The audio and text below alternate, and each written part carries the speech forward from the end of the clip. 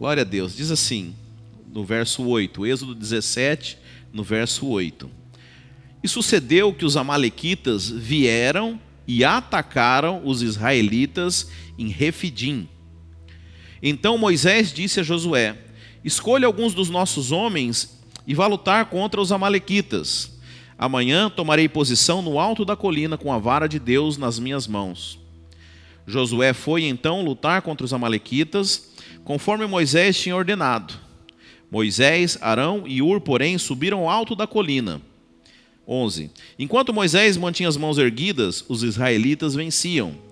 Quando, porém, as abaixava, os amalequitas venciam. Quando as mãos de Moisés já estavam cansadas, pegaram uma pedra e a colocaram debaixo dele, para que nela se assentasse. Arão e Hur mantiveram erguidas as mãos de Moisés, um de cada lado, de modo que elas permaneceram firmes até o pôr do sol. Assim, Josué derrotou os amalequitas à espada. Amém, meus irmãos? Feche os seus olhos. Pai querido, dá-nos revelação da Tua palavra, Senhor.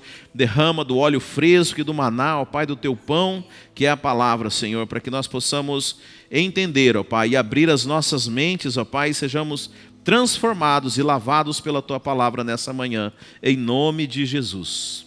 Aleluia. Irmãos, essa é uma passagem que sempre me chamou a atenção, porque ela traz um fato que, para mim, é no mínimo inusitado, né? Fala que os amalequitas foram atacar o povo de Deus, né? E aí Moisés ele sobe no monte. E o que, para mim, o que é mais legal dessa passagem é que a Bíblia fala que quando Moisés erguia as suas mãos, os israelitas prevaleciam na guerra, eles começavam a vencer. Aí Moisés abaixava a mão, eles começavam a perder. Moisés levantava a mão, eles começavam a ganhar. Para mim, isso eu achei sensacional, isso, irmãos. Mas é interessante, nós vamos ver aqui, porque essa passagem, né, essa história, ela está na Bíblia para nos ensinar algo, para trazer. E para que você entenda o significado das coisas, a gente precisa entender alguns conceitos aqui. Se você for ver, o povo de Deus estava num lugar chamado Refidim, amém? Fala assim, Refidim. Amém. Esse nome na Bíblia, irmãos, ele tem um significado. Você sabe, nada na Bíblia é por acaso. Nenhum nome na Bíblia está ali por acaso. Até uma vírgula e um ponto na sua Bíblia tem um significado. Refidim, irmãos, significa descanso. Lugar de descanso. Deixa eu dizer, Deus sempre nos leva para o lugar de descanso. Se você for olhar no Salmo 23, o Senhor é meu pastor, nada me faltará. Fala que Ele te conduz a pastos verdejantes, junto às águas de descanso. O lugar de Deus é o lugar de descanso. Amém? Jesus, quando Ele vem, Ele fala o quê? Vinde a mim todos os que estáis cansados. Então veja, a igreja precisa ser, a presença de Deus precisa ser lugar de descanso, irmãos, amém? Você sabe, o descanso no Velho Testamento, ele era uma obrigação, né? A Bíblia fala lá no Velho Testamento o quê? Que o sábado, né, o mandamento, no sábado você não vai trabalhar. E é interessante porque o costume dos egípcios, né, era o quê? Que você trabalhava de segunda a segunda.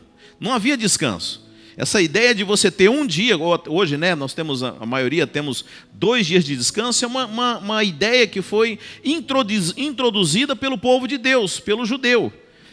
Mas não havia. Então Deus ele faz do sábado uma obrigação. Você imaginou isso, irmão? Você vai ser obrigado a descansar.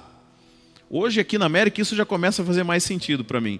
Tem irmão que você tem que falar, não, eu te obrigo a ficar parado, você não vai trabalhar hoje, amém? Mas por que eles não trabalham? Aqui pelo menos eu sei por que você não para de trabalhar, mas você sabe, tem uma coisa que é interessante, quando eles não podiam trabalhar no sábado, mas na sexta-feira, Deus dava em dobro para eles, amém?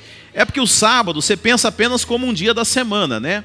Mas o sábado, o significado dele para o judeu, não é um dia da semana, sábado é um tempo de descanso. Então você tinha o sábado que era semanal, mas você tinha o sábado que era mensal, você tinha o 7º mês. E você tinha um sábado que era o anual. Alguém já ouviu falar, vou tirar um ano sabático. Era um ano inteiro, no 7º ano, em que ninguém trabalhava. Você já pensou em ficar um ano sem trabalhar? Eu acho que eu morro. Não, eu não aguento ficar um ano sem trabalhar. Eu fico doido. Mas aí, então veja, Deus dava na sexta-feira o dobro para o sábado, mas Deus também no sexto ano, olha isso, irmãos, a colheita do sexto ano era em dobro. Era colheita para aquele ano e era colheita para o sétimo ano. Eu quero profetizar para a sua vida que Deus vai te abençoar. Você não vai precisar trabalhar, você vai servir a Deus e Deus vai te dar em dobro para que você possa servi-lo. Amém? Porque o Deus é o mesmo, irmãos. Então veja, Deus quando te chama, quando Ele fala assim, descansa, Ele mesmo vai providenciar para você no sexto dia para que você não precise trabalhar. Amém, irmãos? Agora, no Velho Testamento, o sábado é literal. Agora, qual que é no Novo Testamento? Jesus, ele fala, eu sou o sábado. Eu sou o lugar de descanso. É porque, veja, irmãos, descanso não é ausência de trabalho. A Bíblia fala que Jesus, ele criou todas as coisas e no sétimo dia, Deus descansou. Agora, você acha que Deus, ele ficou cansado de criar as coisas? Não, deu muito trabalho aqui, fazer o sol e tal, quase me queimei ali. Não, veja, o descanso fala de desfrute, fala de você desfrutar das coisas de Deus. Então, quando ele estabelece o sábado, né? E aí no Antigo Testamento era um dia, mas agora a Bíblia fala que o sábado é o próprio Jesus. Está falando de um lugar onde você tem paz. Um lugar onde você tem descanso no sentido de desfrute, de você não viver com ansiedade, você não viver com os problemas latentes e o medo e as coisas. Em Jesus, você tem o sábado, você tem o seu lugar de descanso, né? E aqui nós temos o povo de Deus nesse lugar, em Redim. Amém? Mas veja o que acontece aqui. A Bíblia fala que... A Bíblia diz que os amalequitas vieram atacar o povo de Deus no lugar de descanso. Então deixa eu dizer, mesmo quando nós estamos junto com Deus, você sabe, nós falamos isso aqui recentemente, né? Aquele salmo que fala que muitas são as aflições do justo. Sim ou não, irmãos? Nós precisamos entender isso, irmãos, que justo passa por aflição. Se a gente fosse uma igreja legalista aqui, cheia de acusação, irmãozinho está passando com algum problema. Também? Que pecado será que ele cometeu? O que será que ele anda fazendo? O que você anda vendo, irmão? Não, deixa eu dizer, o justo passa por problemas. Então pare de sentir acusação. Porque o diabo não vem acusar você o dia que está dando tudo certo. Que dia que o diabo vem acusar você? O dia que está mal.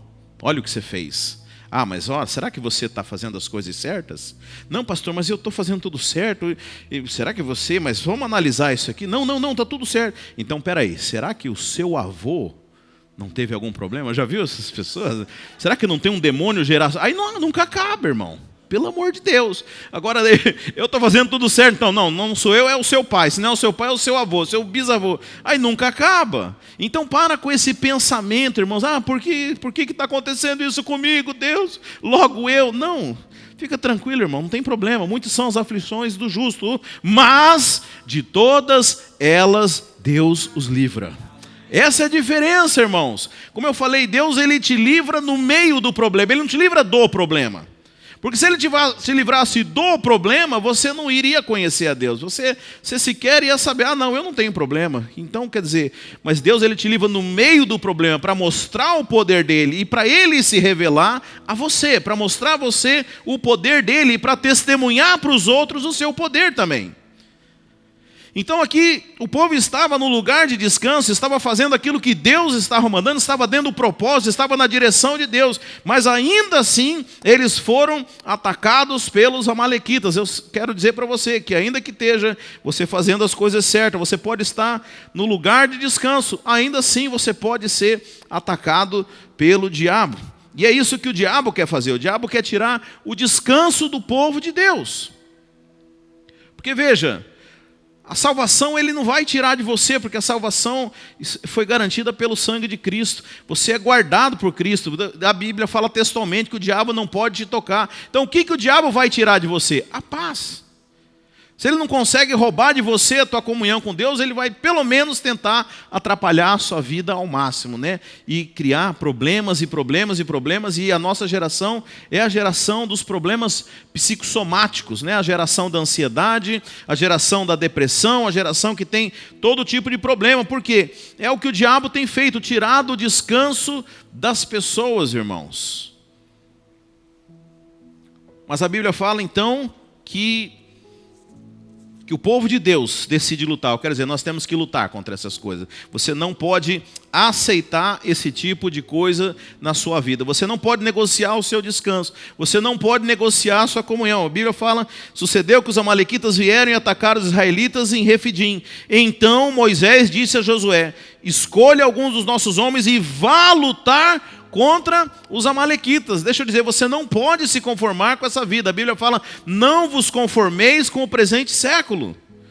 Sabe, esse é o desafio para nós. Nós não podemos viver a vida como as pessoas estão vivendo. Nós precisamos de um santo inconformismo. Você tem que dizer, eu não aceito esse tipo de vida como as pessoas estão vivendo. Eu não aceito ser escravo do trabalho. Eu não aceito viver na ansiedade, viver na acusação, viver nos problemas. Por quê? Existe uma batalha que nos foi dada e nós precisamos lutar.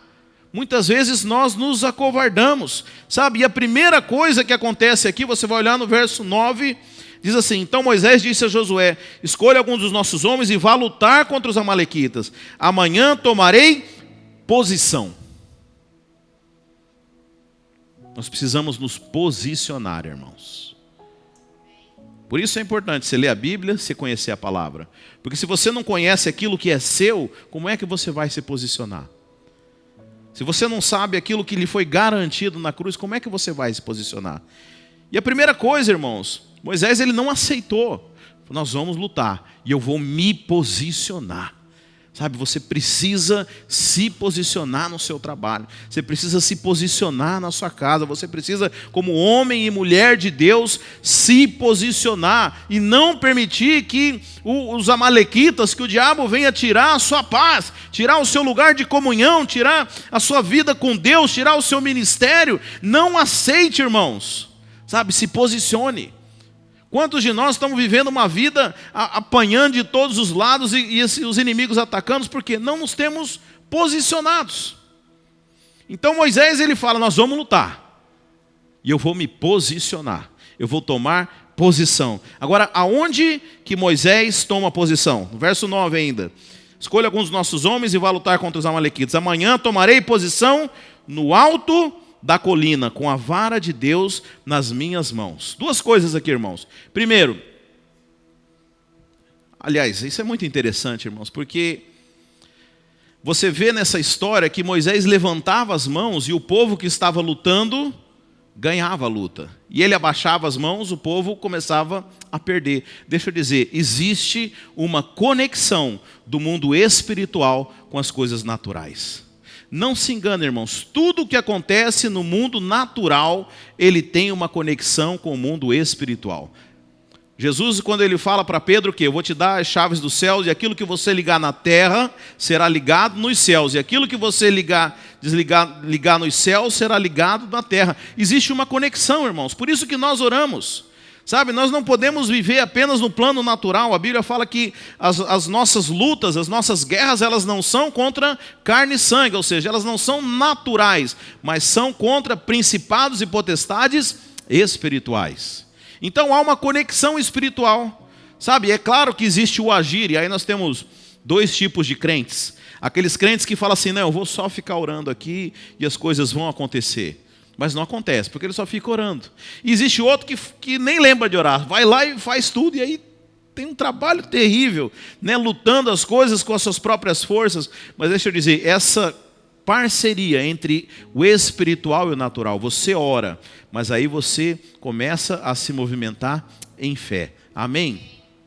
Moisés, quando estava diante do Mar Vermelho, a Bíblia fala que ele começa a orar a Deus, e Deus fala, agora não é hora de orar não, agora você diga ao povo que marche. Então toda oração, toda ação no mundo do Espírito tem que também ser acompanhada de uma ação.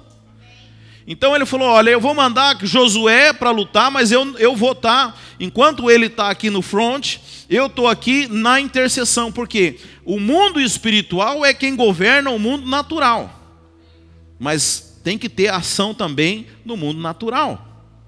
Nós oramos, mas aí quando nós oramos, a gente tem que agir em fé. Você ora para Deus te dar uma vitória, mas se você não aparecer para lutar, não vai ter a guerra. Os irmãos compreendem essa diferença? Então veja, mas aonde que essa luta verdadeiramente foi travada? No mundo do Espírito. Porque o que determinava se eles venciam ou não era Josué lá no campo, era aquilo que Moisés fazia lá em cima do monte. Então a primeira coisa, Moisés decide lutar, amém? Primeira coisa, decida lutar. Não permita que o diabo tome a sua paz. Não permita que o diabo invada o seu refidinho, o seu lugar de descanso. Então ele decide se posicionar, decide lutar. Segundo, decide se posicionar. A Bíblia fala que Moisés toma posição. Agora, onde que ele toma posição? Duas coisas, aqui no verso 10. Fala que,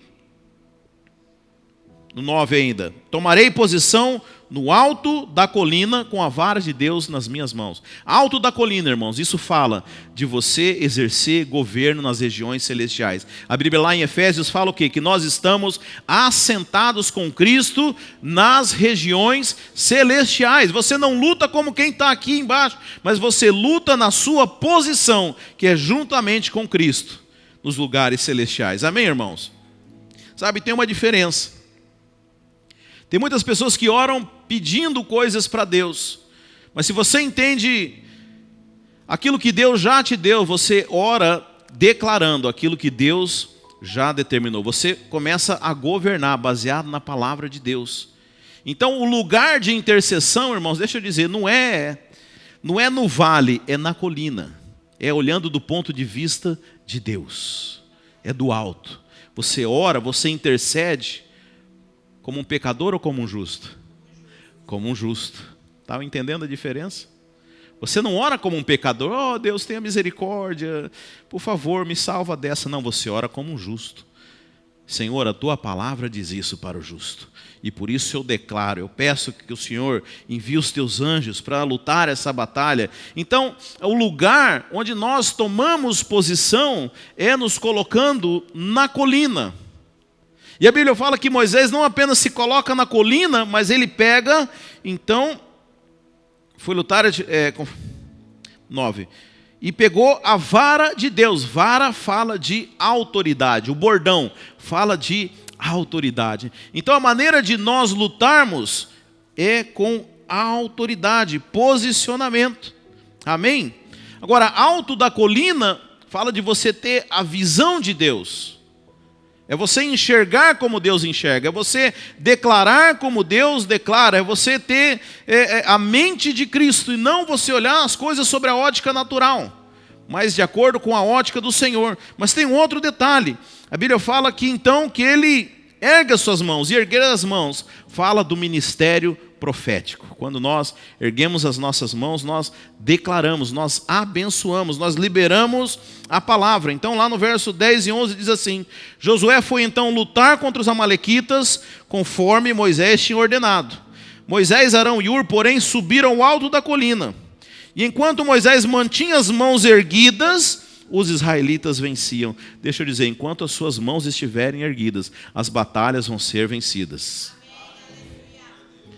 As mãos erguidas falam do ministério profético, do poder. A Bíblia fala, crie, por isso falei. A Bíblia fala aquele que fala que do fruto da nossa boca nós comeremos, aquilo que nós declaramos. Deixa eu dizer, as nossas palavras têm autoridade. Quando nós declaramos a palavra de Deus, quando nós estamos no alto da colina, quando nós estamos governando juntamente com Cristo, aquilo que nós profetizamos, a palavra profética, aquilo que nós liberamos, tem poder de agir no mundo. Por isso é importante a sua intercessão. E a vitória, então, irmãos, ela não é Josué que está lá no fronte de batalha. Ele tá ali só refletindo aquilo que foi vencido no mundo espiritual. Sabe, entenda que os problemas que você encontra, deixa eu dizer, não vão ser vencidos na carne. Não são vencidos com habilidade ou com aquilo que você fala. São vencidos lá no monte de Deus.